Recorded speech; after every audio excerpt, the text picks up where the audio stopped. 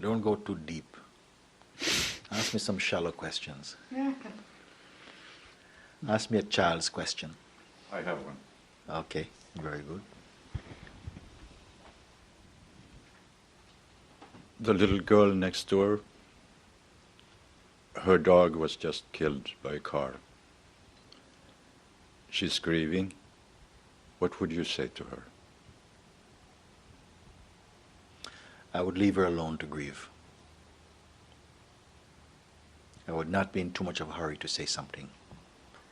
Sometimes we cause much more trouble wanting to say something to alleviate grief. And by doing that, we are showing that grief should be cut short. It's not good. But it's great to grieve. Sometimes it's necessary, important to grieve. It's also healing. Whoever grieves knows in that moment it's a very private affair. A deeply private affair. Maybe for the first time you want to be absolutely alone and enjoy this aloneness. Sometimes I've had the privilege of going to funerals where maybe a young person has been shot or something like that, and many young people go to this funeral to look at the corpse of a young person their own age, 13 years old, lying in that box, unmoving. Maybe their first opportunity to look at death, to look at a body so still, and they themselves become still. I call it the darshan of death itself. And it's a very private moment, because many of these young people, their minds are constantly into what's going to happen next, and all this weekend, and we're going to rave, and we're going to do, and we're going to do, and they're constantly in a state of some agitation, in a state of some excitement. And this is a wonderful opportunity. My own children, when my eldest son died, I said, come, let's go. You have to go and visit this place to see the body of your brother. And they say, no, Dada.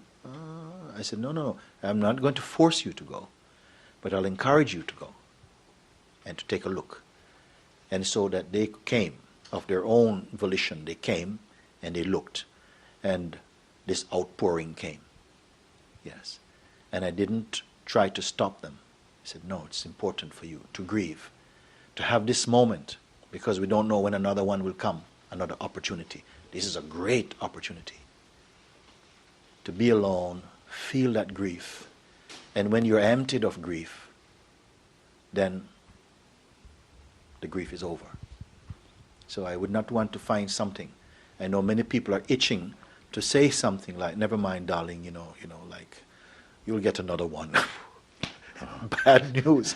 We say sometimes the most inappropriate thing trying to help. Yes. You see? Yes. Never mind, darling, I'm going to get you a goldfish next week.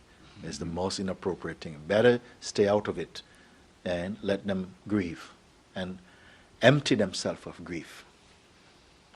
Yes, this is what I would say. Actually, it's a very good question to ask, because over my life I've seen it, where someone rubs your shoulder, takes you away, puts a Coca-Cola in your hand and say, hey, come on, let's go for a walk, to distract you from grief.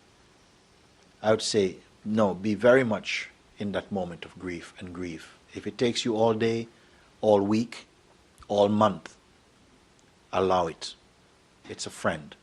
It's also an expression of grace to grieve, and grieve entirely, wholeheartedly. Cry buckets of tears if that's what's to come. Be emptied of it.